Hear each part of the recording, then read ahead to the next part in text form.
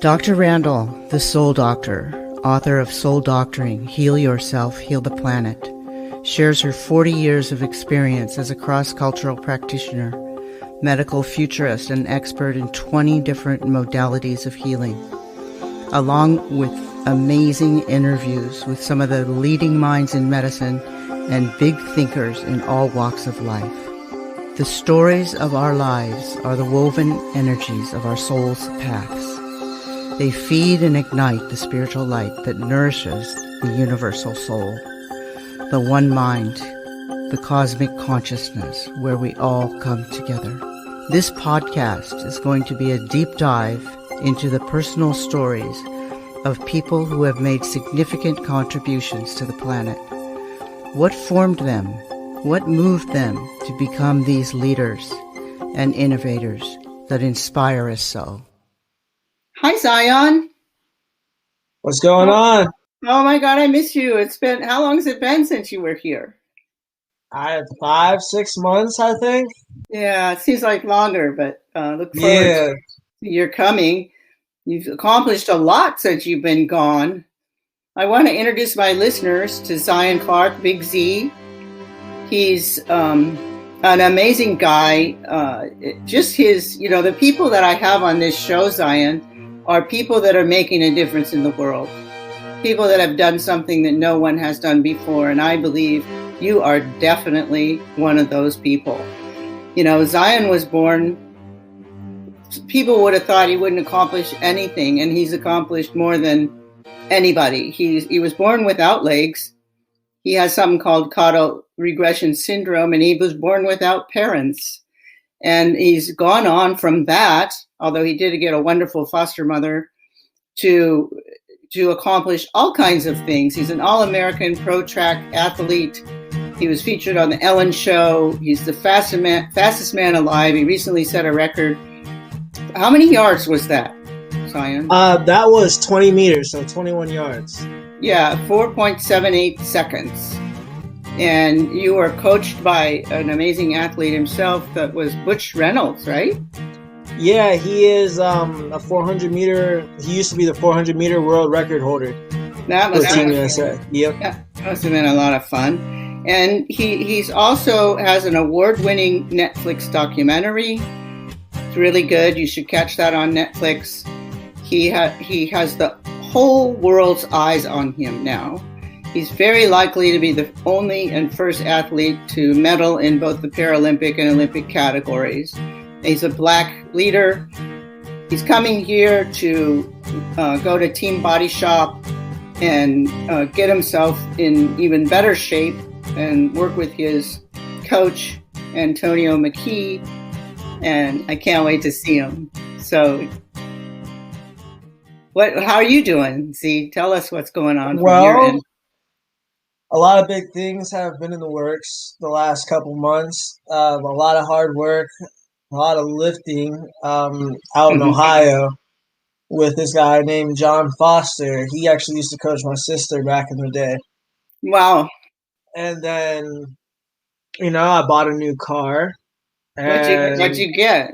I bought a Honda Civic Sport hatchback, 2021.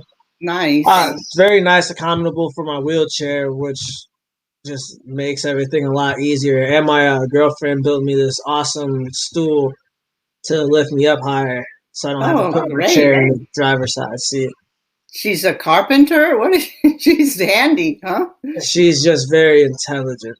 Very nice. What's her name? Her name is Tay. Oh, Tay. I look forward to meeting her. Yeah, I'm excited to show her around and show her Malibu and eat some good food with you and everybody else, honestly. All right. But then I've also been working on a few different things out in LA. That's the reason why I'm going there this weekend. Mm-hmm. A lot of them I'm legally not allowed to say on these shows. Understand. Yeah, under legal circumstances, secret's got to be kept a secret until whenever they say. So are you going in the movies? Can't say. Oh, I guess too good, don't I? I just made that up. But Anyway, I'll bet you we see you in the movies soon. Oh yeah, that would be pretty cool. Just say I have a lot of screen time coming up, to say the least, which is gonna be my next thing I kind of dip and dabble in. See how I like it. On top of possibly making a full-time career out of it. Oh, very nice. Very nice. I can't see you not being an athlete, though. Oh, there will never be a day where I'm not an athlete. Mm-hmm. I'm probably going to end up coaching once I've had my last year of track and my last year of wrestling. Nice. Because I won't be able to do this forever. I mean, no one's able to do this forever. So I do have a backup plan for like that when that day comes out. I don't know exactly where I want to coach, but I definitely want to coach at a school that needs more help than the school that's already been successful. Well, that's brilliant, because one of the questions I ask people like you is, what's next? After you go to the Olympics, after you presumably medal, we hope, in the Olympics, what's next? And I guess that's what you're telling me, is it? Yes. Obviously, I'm working my way into different types of productions, but on top of that, my main focus would be to help the next generation explore wrestling, honestly. Beautiful. And develop their own skills and becoming even better wrestlers than what I have wrestled through and people I know wrestled through. Very nice. Very nice. So you're interested in helping leading young people. Mm-hmm.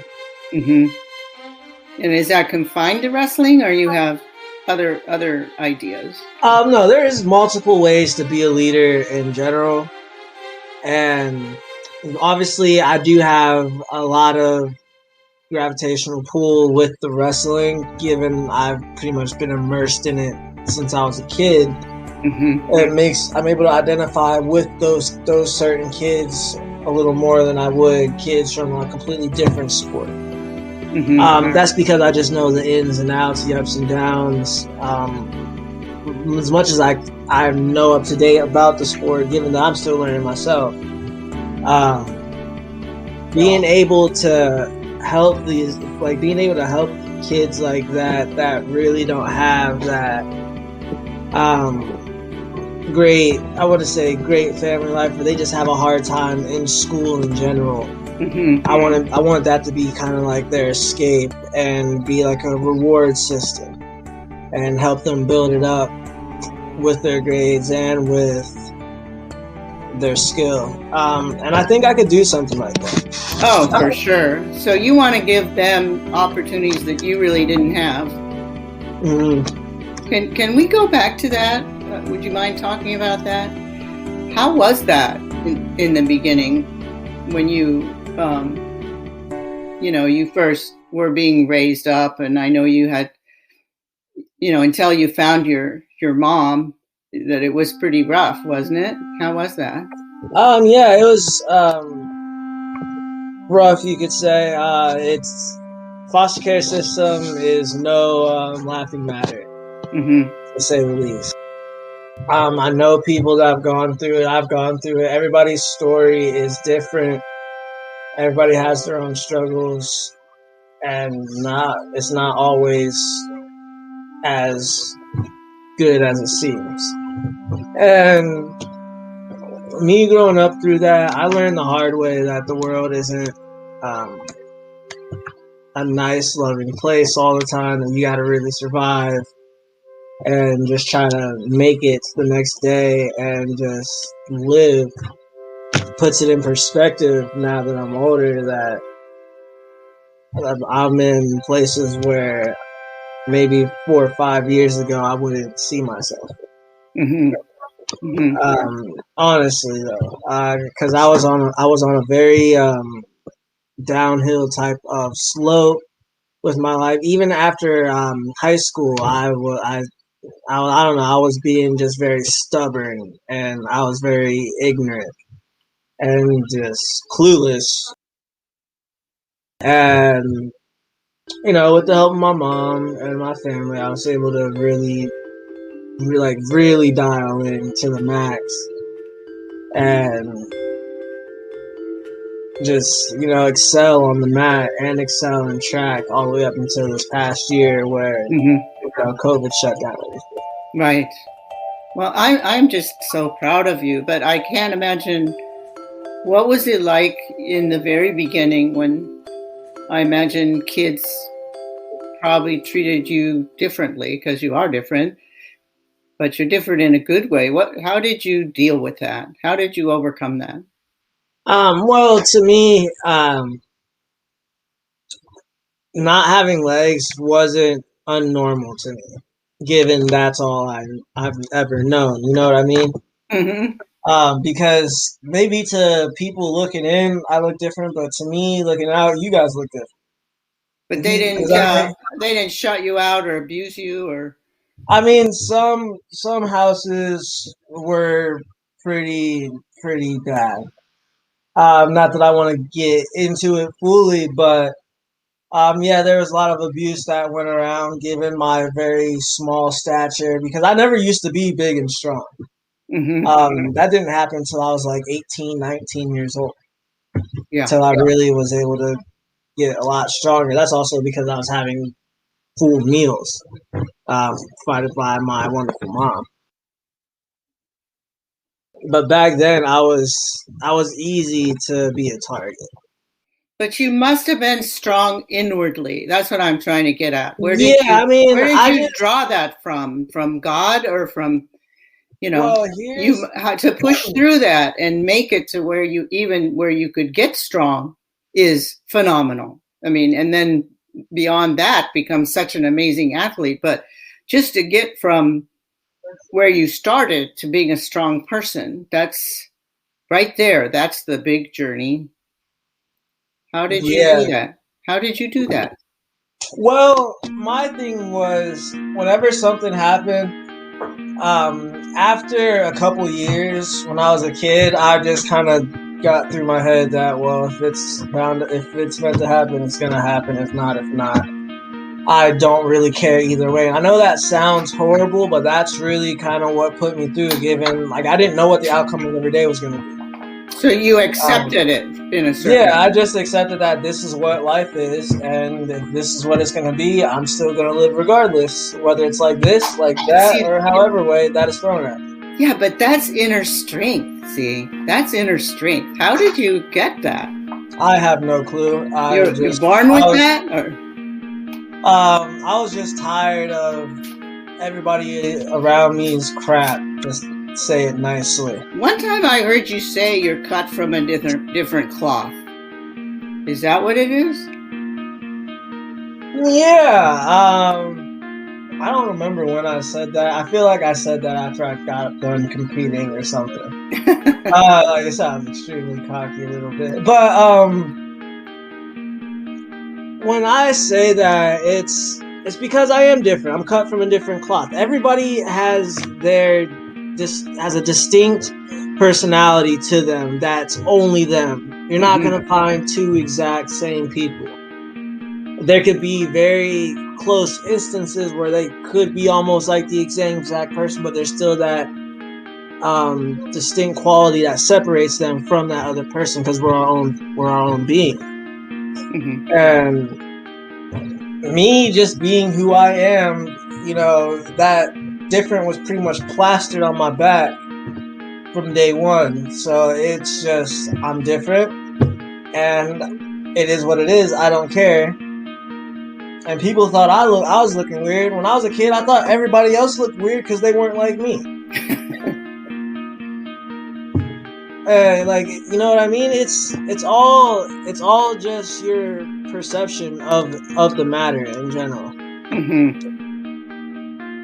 So tell me, who was the person that I know your mom, but apart from your mom, that inspired you the most? I would say, that's a hard one. I would say Gail Donahue, my coach, him and his twin brother. Mm-hmm. So there's identical set of twins, They're both like 50 now. But when I was in second grade, my high school coach's twin brother came up to me, told me I looked like a wrestler. I have no idea what he's talking about. I'm, 8 years old, second grade art class. Why are you talking to me about wrestling?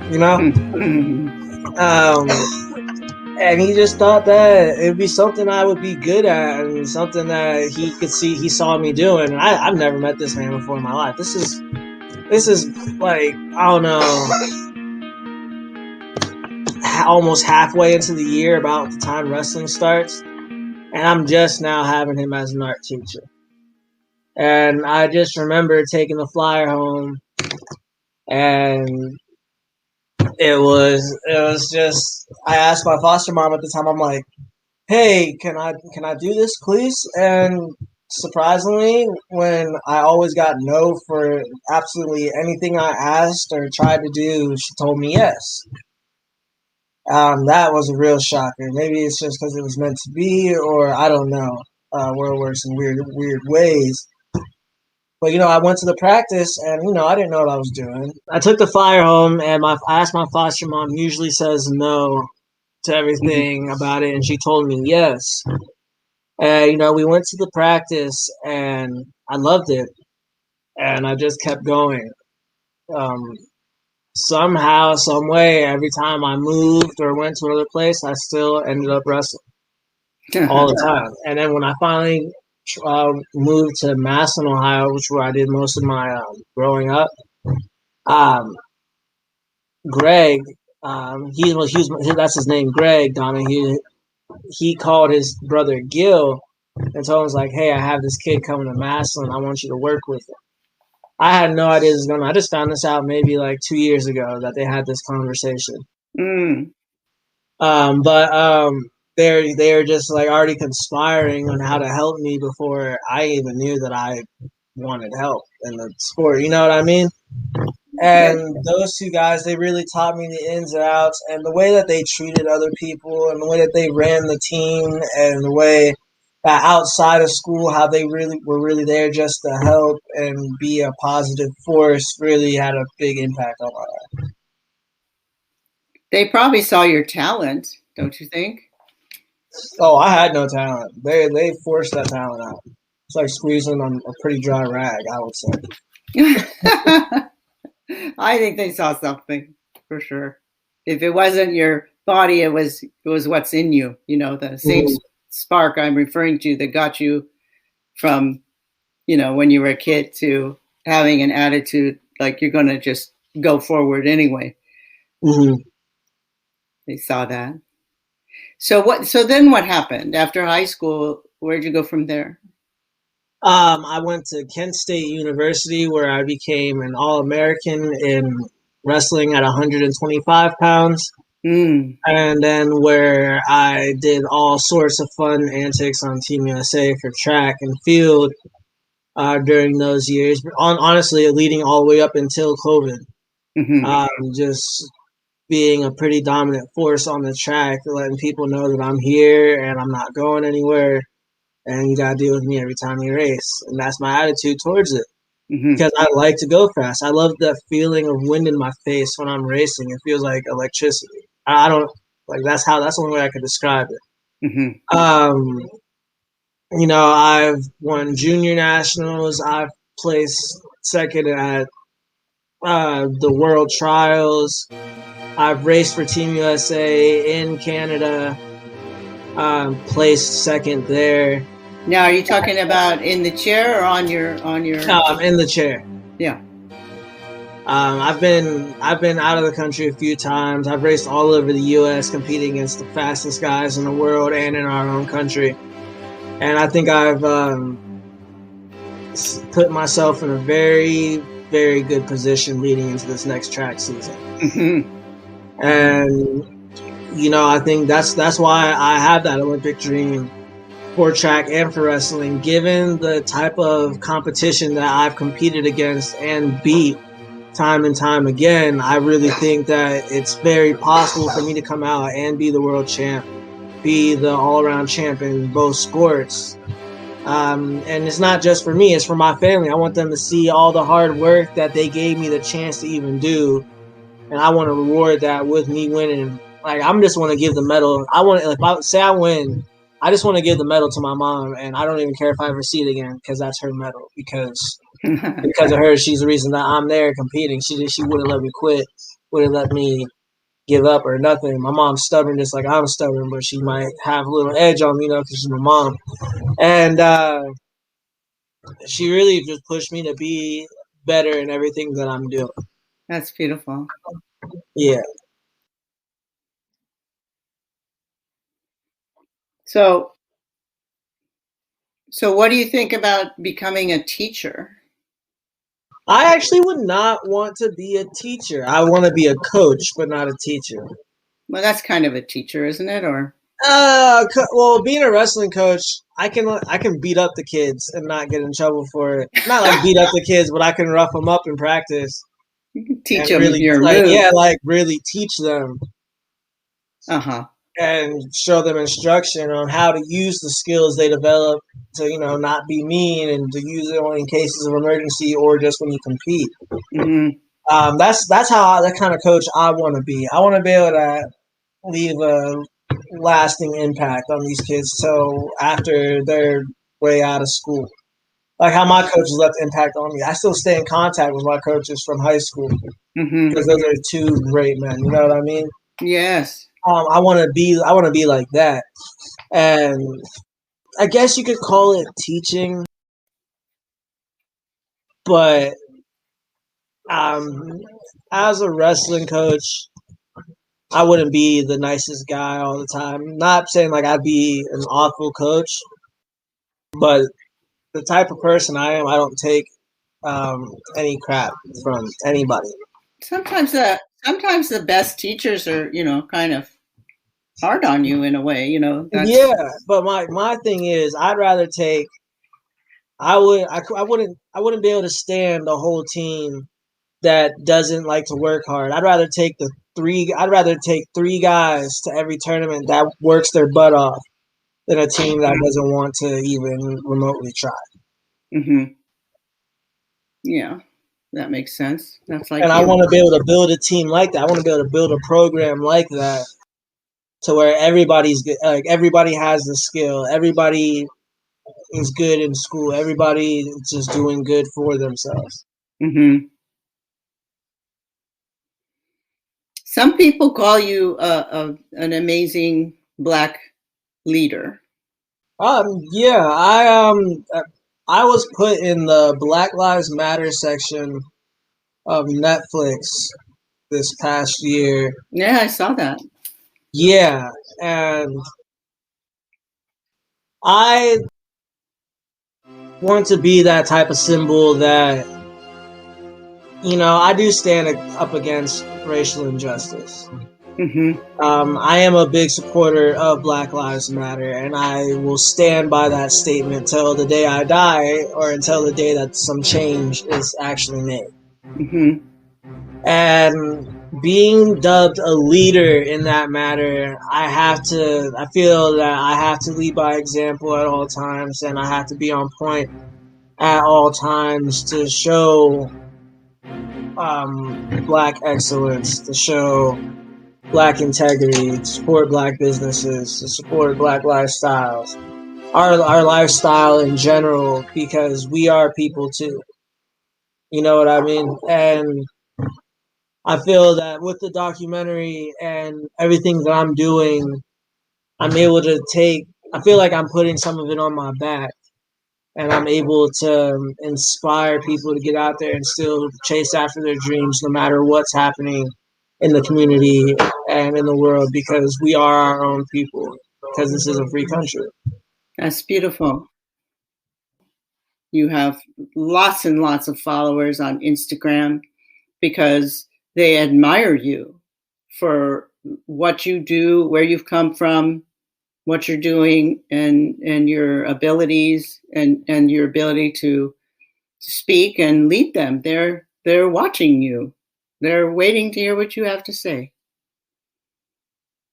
So yeah, and I want to be that person too, inspire the next generation and just everybody in general. Mm-hmm. Some of my latest antics and things I've been getting into, I believe is going to have an extreme lasting impact once I'm finished. Good. Good. That's fabulous. So, what's your biggest dream? At the moment, it is to be the number one wrestler in the world and the number one 100-meter sprinter in the world.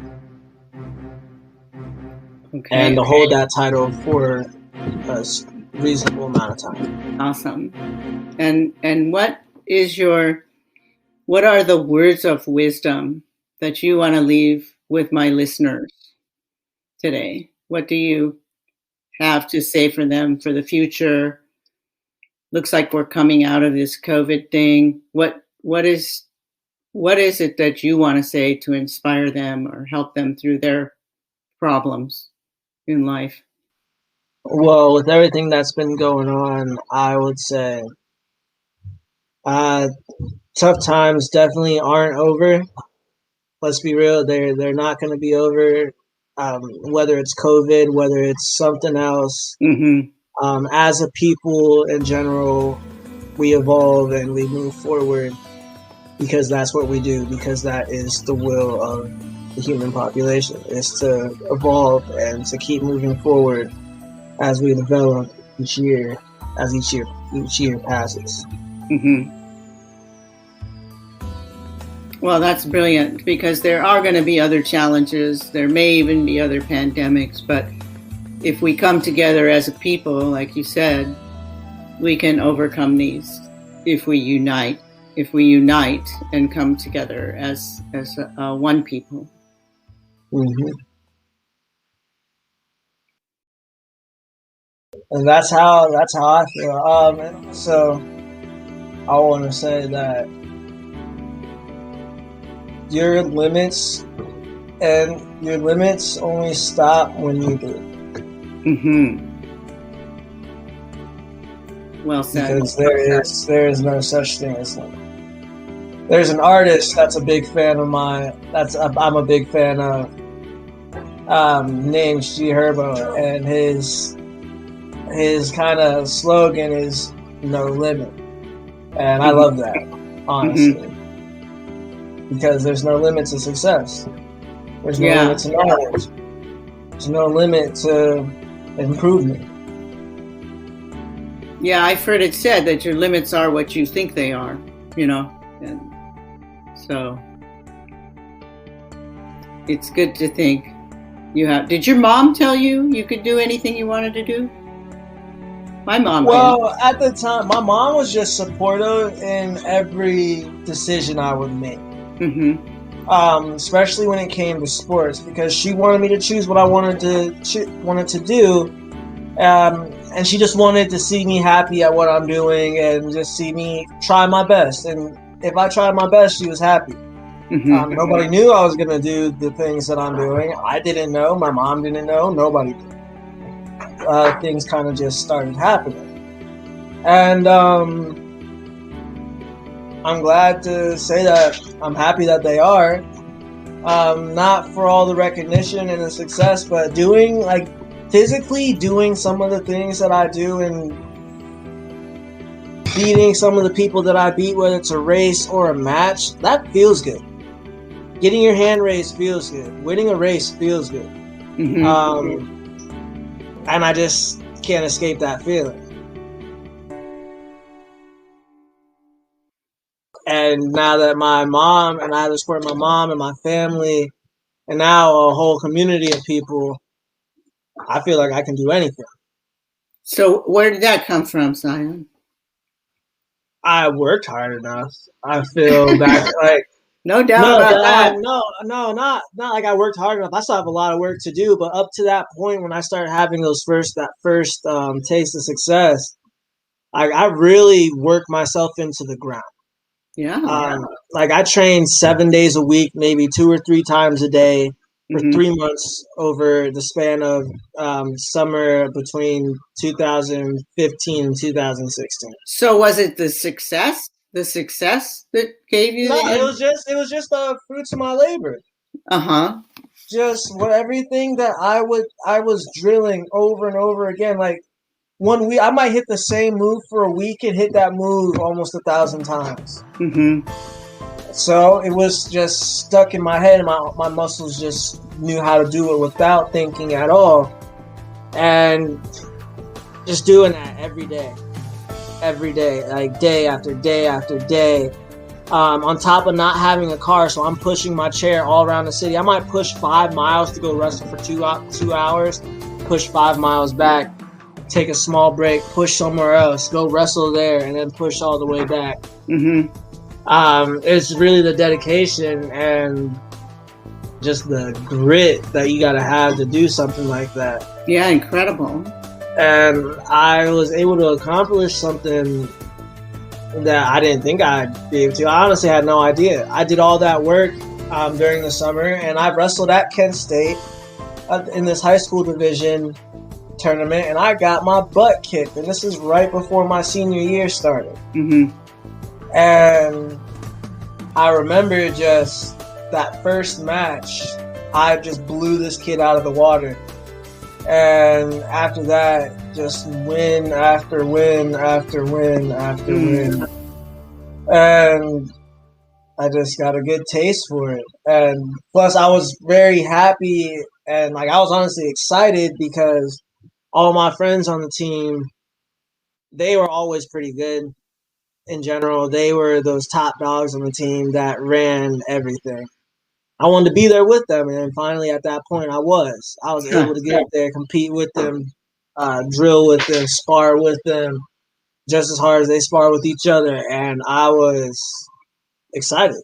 Because honestly, a lot of the reasons for what I do, wrestling, it can get very, very intense and very violent. Track gets very intense from start to finish. I like that adrenaline rush. There's something about it that once, say that I've been wrestling for so long and my arms get tired, my arms and my hands are just going to go numb. And you're going to see me crack a little smile because now I really feel good. Because my body's just moving on its own at that point. And plus, I love what I'm doing, and it's such a rush. I know that you're really trying to just manhandle me, and I don't think that's acceptable. Because I worked just as hard as you did. You know what I mean? So, but it still seems like you have this innate inner strength that is almost undescribable, even for you. And then you have these successes, and they drive you forward, even despite you might get tired or you might whatever. You're going to push through it and succeed, and that pushes you more forward. Yeah, I don't think I can actually explain that ability, honestly. I just love what I do, and that is the main driving force behind it. Because why do something that you don't like to do? Exactly. I hate it. It's like going to a job that you hate every day and saying that, well, you don't like your job. Well, then don't go to that job. Get a different job that you do like. And I tend to like what I'm doing, and what I do is partially my job. I'm giving all my ventures, and I love every aspect of it. Yeah, I always say if it's your sole purpose, you're gonna just blow it out of the water, because that's where you're supposed to be.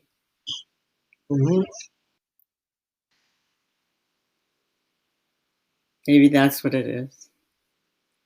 I have no idea, but it's a good way to put it. Well, take it from somebody that's been here a few more years than you. But I admire you. I love you. And I enjoy watching you succeed over and over again. And I'm a big fan. Is there anything you want to leave us with, Zion, today? No excuses. Be real. Be you. Be yourself. Go real deal. That's what me and all my guys are really building up. Very nutritional, very healthy. You already know Dr. Randall is amazing at what she does too. And you guys got to check out all her products. Check us both out. You might be getting 2 bags of gold. And sorry, we're not leprechauns. So these bags of gold is filled with protein and a lot of nutrition. Mm-hmm. But no, we're just trying to do a lot of things, get people back into the community, and we're just trying to look on the healthier aspect of life, given these tough times where health right now means everything.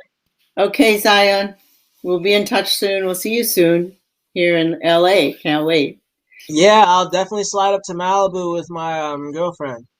Okay. So say hi. All right. So we'll have you on Soul Stories. It'll air next Monday. All right, sounds good. I'll send you a copy. All right. Love you guys. Bye-bye. Yeah, you take it easy. This is Dr. Gail Randall from Soul Stories, and author of Soul Doctoring, Heal Yourself, Heal the Planet. I want to thank Saltology, our sponsor, at bathsalt.com, which fits perfectly into my medicine bag as it, like me, calls upon the ancient wisdom and modern technology to heal, especially with the stresses and ills of our modern times. The Bokak brand uses organic salts combined with organic essential oils sourced from ancient Egypt to provide a perfect remedy for your bathing ritual and healing from modern stresses. The Relief RX brand is a unique one-of-a-kind healing salt that uses organic CBD, treated with a unique emulsification process to create nanoparticles which easily enter the skin to most effectively heal and relieve aching muscles and joints. Whether from chronic inflammation or just a rough workout, this is the perfect healing bath, especially when you add the organic essential oils of neroli, lavender, eucalyptus, or grapefruit. Your body, mind, and soul will be lifted and soothed like never before. Go now to bathsalt.com. I also want to give special thanks to Larry Antonino and Agora Borealis Recording Studio for music and score, and also to closetotheearth.com for IT and computer assistance.